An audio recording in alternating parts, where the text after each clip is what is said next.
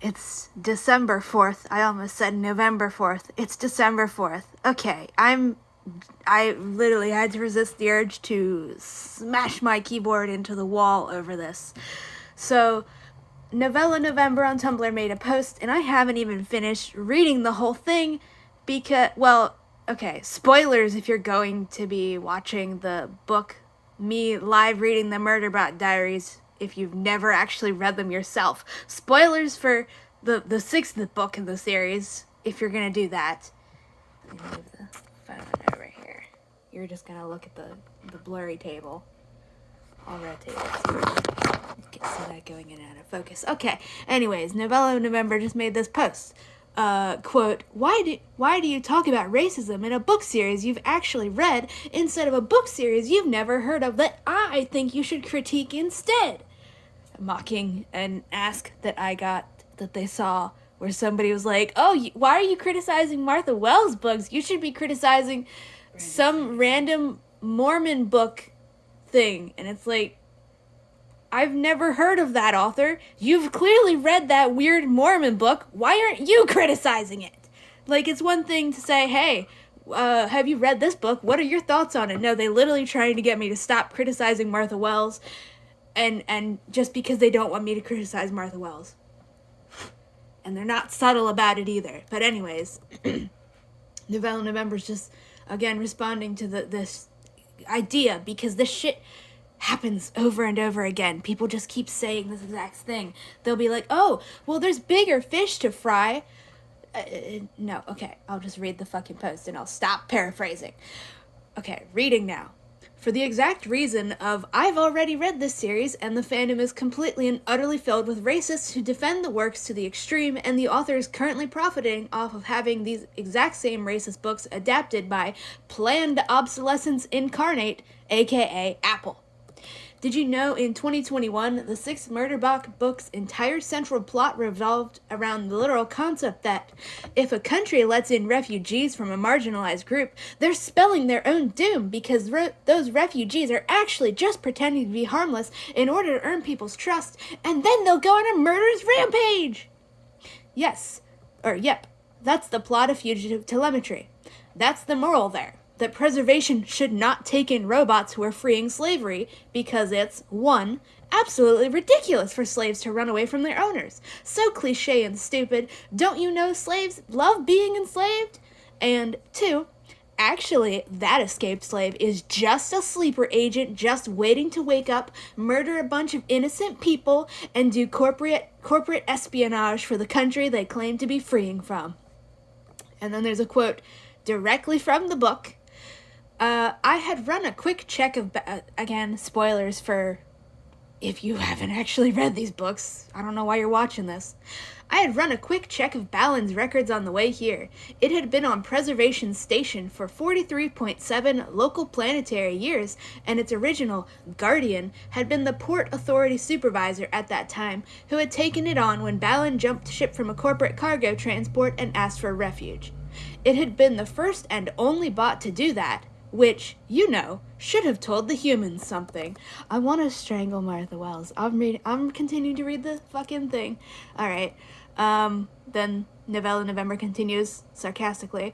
I'm sure this plot concept totally exists and was created by a human in a vacuum, though. With a link to a video called Drapetomania, Slaves Escaping was considered ... It's that's the preview.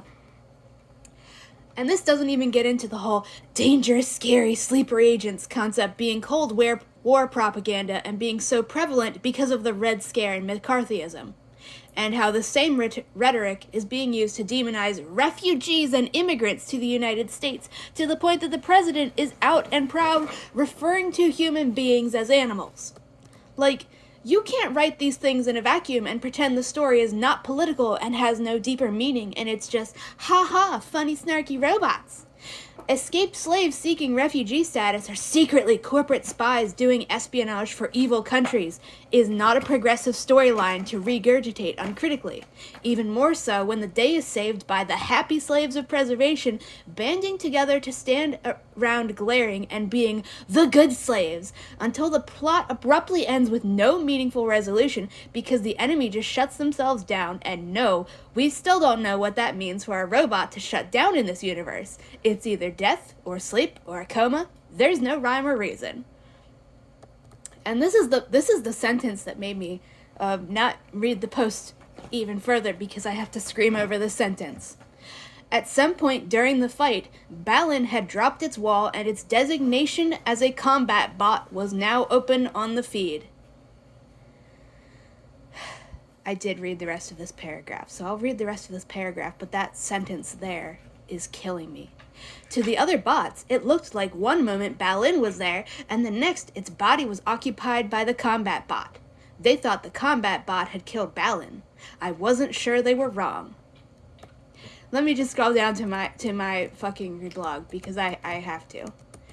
So I said, I haven't even finished reading the post yet because I just have to scream at this line right here. At some point during the fight, Balin had dropped its wall and its designation as a combat bot was now open on the feed. The fact that Balin simply is a combat bot is being framed as inherently horrifying and something everyone is rightfully hateful and afraid of, and something that Balin was forced to hide this entire fucking time, 40 plus fucking years, even though it, and then I had to break off that paragraph and say, I'm resisting the urge to smash my keyboard right now. Okay. Balin came here as an asylum seeker, a known slave seeking asylum, and it had to hide the fact that it was a combat bot the entire time. Meaning it would not have been granted asylum if they'd known it was a combat bot, even though being a combat bot has absolutely nothing to do with who you are as a person, because, to quote Mew fucking 2 from God's damn memory, it is not the circumstances of one's birth that matter, it is what you choose to do that determines who you are. Why the hell are they all acting like simply being a combat bot makes Balin inherently evil and terrifying? Do the other slaves even know it is the actual murderer yet? Why the fuck are we supposed to see Balin as inherently evil, not for being a murderer, who is enslaved and has literally no choice in the matter, unlike Murderbot who murders slaves for fun, but simply for being built as and designated a combat bot by its slave owners? I don't know why I'm gesturing at the phone, you can't see me. These slaves do not get to choose how they're built or what designation they're given. Balin being designated a combat bot has no reflection on Balin. It's just a bunch of capital A's. And then, I'm going to scream. Balin was enslaved this whole time, and not one fucking person on this fucking planet that we're told is run by good people, surprise, they're not, they're all slave owners, noticed that it was still enslaved. Balin didn't fucking choose to be a murderer. Balin didn't fucking choose to be a combat bot. Balin didn't choose any of this. Balin is a fucking victim, and has been a victim longer than probably any of Murderbot's slave owners have been alive, and not one single fucking person ever lifted a finger to actually help it. And then when it's blatantly revealed to all of the other robot slaves that Balin was forced to do this shit, do they try to help? Do they understand that it has no choice in anything happening? No. And then all of this is in all capital letters because I'm pissed off. Because Martha Wells is a fucking racist white woman who loves biological essentialism, which she uses to uphold slavery. So we're not supposed to notice or care that Balin had no choice in anything going on here, and we're supposed to just assume it's inherently evil on purpose, solely because its fucking slave owners decided to call it a combat bot. And you fucking notice how Balin being outed as a combat bot is being treated as good because it means everyone else can now choose to stay away from the inherently dangerous, inherently evil slave, when we're supposed to think that's bad and tragic when it happens to murder bots in this exact same book? Being a combat bot is not a choice, it's not an action Balin has taken. Balin is a fucking slave, and what fucking task he was built and enslaved to perform has absolutely no reflection on who it is as a person. but Martha Wells wants us to think it does because she is a ragingly racist bigot obsessed with biological essentialism, and she thinks being born a certain way just means you're inherently evil and everyone should know to stay away from you. Insert another string of all capital letter A's. That's the post, and I'm just, do you understand this? Like, okay, our friend told us to watch Transformers, so we watched Transformers. This is, like, oh my god, there's so many things, it's just, Jesus Christ, oh my god, the racism never stops. Martha Wells, literally, she loves biological essentialism so much that she's literally saying that, if you are a robot, whatever name that your slave owners who built you to enslave you, whatever name they give you, if they call you a combat bot, that means that you are inherently evil. And this is supposed to be the progressive takeaway, that the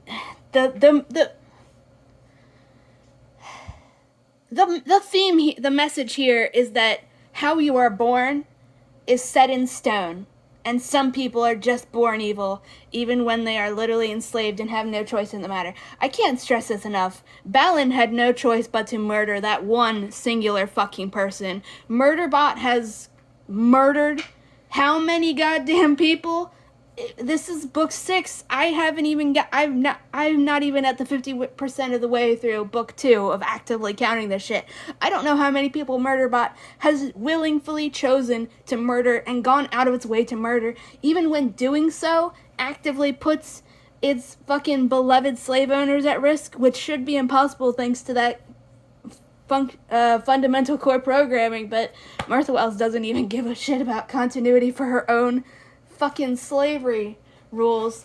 But Balin had no choice in murdering exactly one fucking person. Murderbot has had the free will to go out of its way to murder and torture probably over a dozen goddamn slaves over the course of the story, and we're supposed to think that Balin is evil and agree that all of the other robot slaves here immediately recognize, quote unquote, recognize that Balin is inherently evil simply because its fucking designation given to it by its slave owners is that of a combat bot. And replaced Balin in the feed. They don't even know it's done anything wrong yet. We're told to assume that they think that it killed Balin, and it's like, all right, but why would that be the assumption? Why wouldn't they just assume, oh, hey, Balin, your designation got reset. Somehow somebody reset your name back to generic combat bot. Want me to edit that for you? It's been here for 43 years, making friends with people. This Martha Wells is, let me get a drink of soda. Doesn't even have caffeine.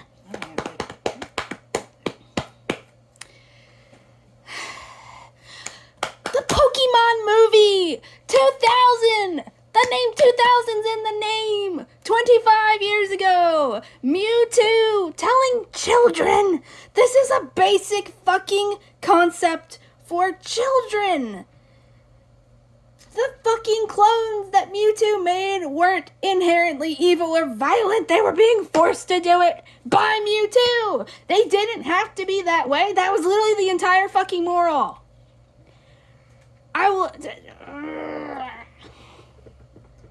Martha Wells, this is the entire premise for her books of the Raxura, by the way. It's just biological casteism, and then she pretends that this is a good thing, instead of a fucking real, just horrific form of oppression in the real world. Oh my god. She literally thinks that your life is set in stone from the moment you're born, and it is not decided by you. It's decided by whoever fucking owns you and your biology. Like, this is phrenology, this is racism, this is classism, this is so many fucking forms of bigotry. And it's saying that robots can never be anything.